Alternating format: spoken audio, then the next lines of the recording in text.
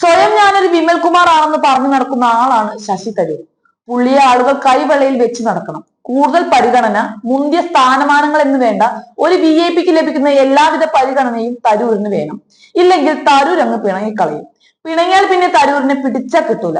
കാര്യം കുറച്ച് അല്പത്തരം കൂടുതലാണെങ്കിലും കോൺഗ്രസിലുള്ള മറ്റു നേതാക്കന്മാർക്ക് തരൂർ ഇത്രയും പാവമാണെന്ന് അറിയില്ല എന്നതാണ് സത്യം. ഒരു മയത്തിലൊക്കെ പൊക്കിയടിച്ച് നിന്നാൽ ഈ വിമൽ കുമാറിനെ കൊണ്ട് നമുക്ക് ഇക്ഷ ഇഞ്ഞ ഒക്കെ എഴുതിക്കാം. പക്ഷേ പുട്ടിന് തേങ്ങ ഇടുന്നത് പോലെ ഇടയ്ക്കിടയ്ക്ക് തരൂരിനെ ഇങ്ങനെ പൊക്കി പറഞ്ഞോണം എന്ന് മാത്രം. BJPക്ക് തരൂരിന്റെ ഈ വീക്ക്നെസ് നന്നായി തന്നെ അറിയാം. ഫലമോ, അവർ ഈ വിദ്വാനെ പതുക്കെ ചാക്കിലാക്കി BJPയിലേക്ക് കൊണ്ടുപോകാനുള്ള ശ്രമത്തിലാണ്. അത് 99% വിജയിച്ചു എന്ന് തന്നെ പറയാം.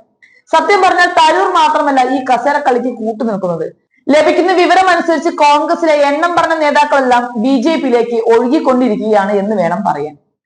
ഒരു കാലത്ത് കോൺഗ്രസിനെ കൈവളയിൽ വെച്ച് നടത്തിക്കൊണ്ടിരുന്ന ഗുലാം നബി ആസാദ്, മനീഷ് തിരുവാരി തുടങ്ങി ഒരു കാലത്ത് കോൺഗ്രസിന്റെ ജീവാത്മാവും പരമാത്മാവുമായിരുന്ന P ചിദംബരത്തിലും മകൻ കാർത്തിക് ചിദംബരത്തിലും എത്തി നിൽക്കുന്നുണ്ട്. അത് കേരളത്തിൽ നിന്നുള്ള ശശി തരൂർ MP സ്ഥാനം രാജിവെച്ച് രാജ്യസഭയിലൂടെ മന്ത്രിസഭയിൽ എത്തി കേരളത്തിന്റെ പേരും നിലനിർത്തും.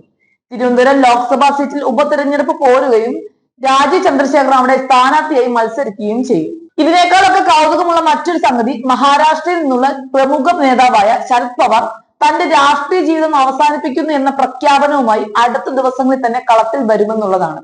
മാത്രമല്ല, അദ്ദേഹത്തിന്റെ മകൾ സുപ്രിയയും പവാറിന്റെ അടുത്ത അനുയായികളും BJPയുമായി യോജിച്ച് പ്രവർത്തിക്കുകയും സുപ്രിയ കേന്ദ്രത്തിൽ മന്ത്രിയാവുകയും ചെയ്യുമെന്നാണ് കേൾക്കുന്നത്.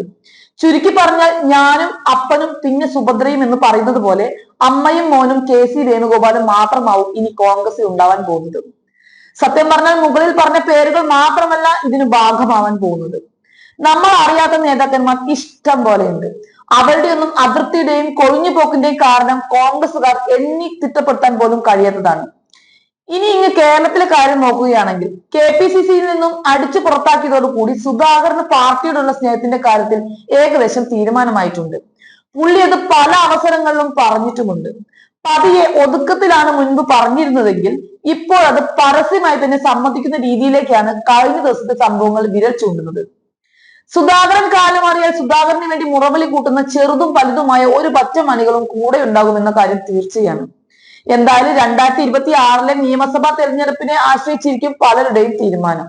രണ്ടു വഴിക്കാണ് പ്രധാനമായും ആളുകളുടെ ഈ കൊഴിഞ്ഞുപോക്ക്.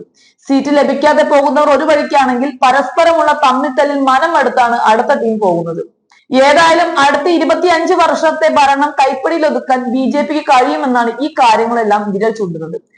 എവിടെയാണ് കോൺഗ്രസിന് പിഴച്ചത് എന്ന് ചോദിച്ചാൽ KC വേണുഗോപാലിന്റെ വക്രബുദ്ധിയും അമ്മയുടെയും മകന്റെയും പിടിപ്പുകേടും മാത്രമാണ് അതിന് വഴിയൊരുക്കിയത് എന്ന് പറയേണ്ടി വരുമെന്ന് തീർച്ച.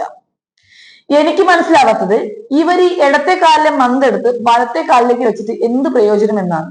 കോൺഗ്രസിൽ നിൽക്കുന്നതും BJPയിൽ നിൽക്കുന്നതും തമ്മിൽ രാജ്യത്ത് വർഗീയത കൂട്ടാമെന്നല്ലാതെ എന്ത് ഗുണമാണ് ഉണ്ടാക്കാൻ പോകുന്നത്?